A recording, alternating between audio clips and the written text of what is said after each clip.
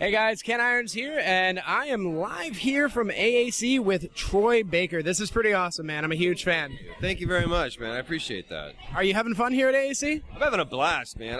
This is the first time for me to be in Manchester, and I have a friend of mine that lives out here, and it is just gorgeous. It is just gorgeous out here. So I'm really happy to be out here. You guys came at the perfect time too. We got all the leaves changing. You guys can see mountains in the background, right? It's crazy because I look outside. I'm like, what's wrong with their trees? They're all different colors.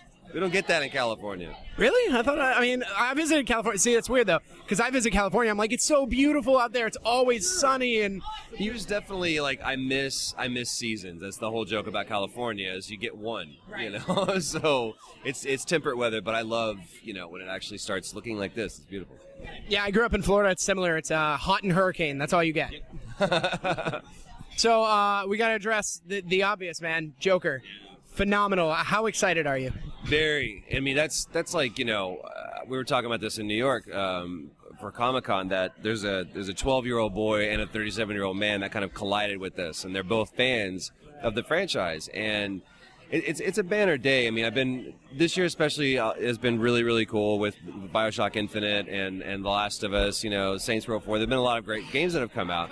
Yeah, but this one definitely, just as a fan, is really means a lot to me because I've grown up, reading the books, watching the movies, and watching the animated series especially.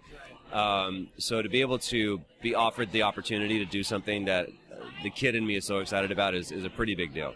And something that I know just from behind the scenes, I know that the audition process for this must have been intense, must have been extremely stressful. How much weight was on your shoulders when you went in there going, crap, I'm auditioning for the Joker? Well, when I walked in, there was no weight because I had no idea who it was. Oh, I was reading for this character called Jack, and when, because everything's super secret, so I walk in, and then they hand me the materials, and I start looking over, and I'm like, This is from The Killing Joke. This is from Arkham Asylum. This is from. I recognized the paragraphs from it, and it was instantly I wanted to leave because it was really, really intense. And I went in there and did my thing, and for no other reason it hit this point where I didn't care if I got the gig anymore. I just wanted to recite that Killing Joke monologue, or I wanted to hear those lines, and I wanted to show myself or see if I could do it. And then about a month later, we were at Comic-Con in San Diego, and this is 2011, I guess, 2012. 2012, sure, I don't remember. And they offered me the role, and I said no at first, just because I was scared, to be really honest with you. I mean, Mark Hamill, he was the one who said, I've done it for 25 years, I'm going to hang it up. If he was still, the go-to guy, it would have been a completely different conversation because I wouldn't have done it. But after talking to the team and talking to the producers, and especially Eric Holmes, our creative director, saying this is a younger version. You're not dethroning anyone. You get the opportunity to kind of create a version of this character that we're very familiar with, still operate within that framework, but have a lot of freedom to move within that. And after talking to him, I got really excited about it. So, but at first I was really hesitant. Yeah. I mean, that's pretty intense, and I like that too. How they said, you're not replacing, you're not trying to take over his shoes. You're creating your own shoes, and as a creative individual, that's got to feel great. that you don't have to, that you can make this your own. People will one day say, that's Troy Baker, the voice of the Joker, and you will have made this image as the Joker, and that's just really cool. So I mean, I gotta imagine how intensely happy that makes you feel. Oh man, absolutely. And the cool thing is, thank you very much, Cleric. He's really good. He's fantastic. Yeah. Wonderful service here at JD's Tavern in Manchester, New Hampshire. There was a lot of liberty that was given with that. And again, it comes back to the team. Amanda Wyatt, who was our voice director, she was the ears of this game. She listened to everything filtered through her because you want to have continuity. Right. You don't want to have some people that are way over the top or that are way outside of the spectrum.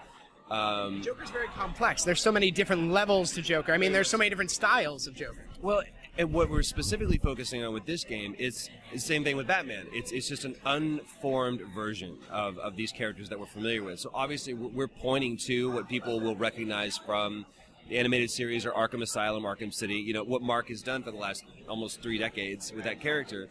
But at the same time showing a more raw version of those people. And that there's an exciting opportunity in that to be able to say, what would it look like 2 years in to these, you know, careers, and the way that we kind of equated it was like he's a fire hose.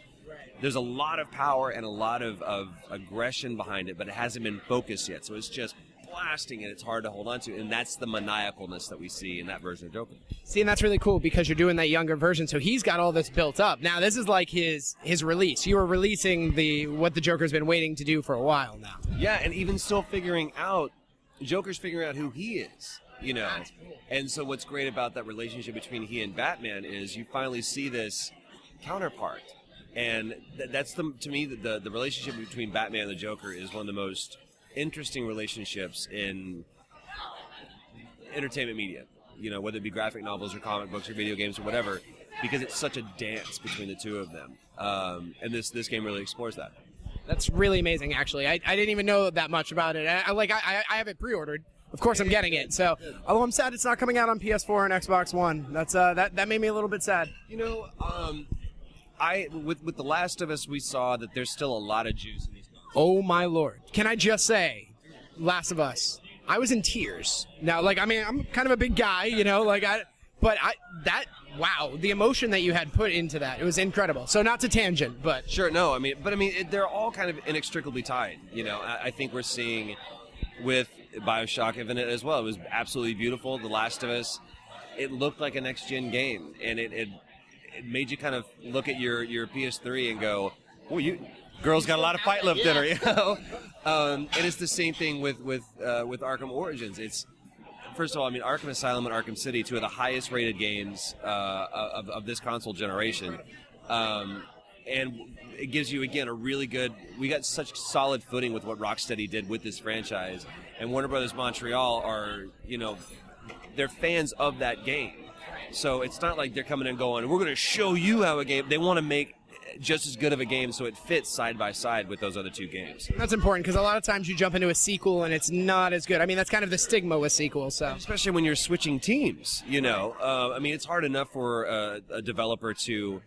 you know, even keep in step with something that they've created. You have someone that's outside, a lot of times you can really feel that difference, you know, and with this, there's such a continuity between the series, and there's such a love for the series from our team that we're making something that we're building upon that foundation, but at the same time, we don't want you to feel like you're playing Arkham City 2. You know, it's its own game with its own mechanics, its own nuances that make it its own thing, but it's just still set in that really cool world of Arkham. And of course, it's really fun to know that you know a lot about it, and you're like, and it has, I can't say that, but it has really great little things. Well, thank you very much for your time. Is there any way we could get a tiny snip of Joker out of you? Think we could squeeze that out real quick? Well, it's such a very interesting voice to do in such a dark place as this. Thank you so much. Absolute pleasure, sir. Thank you.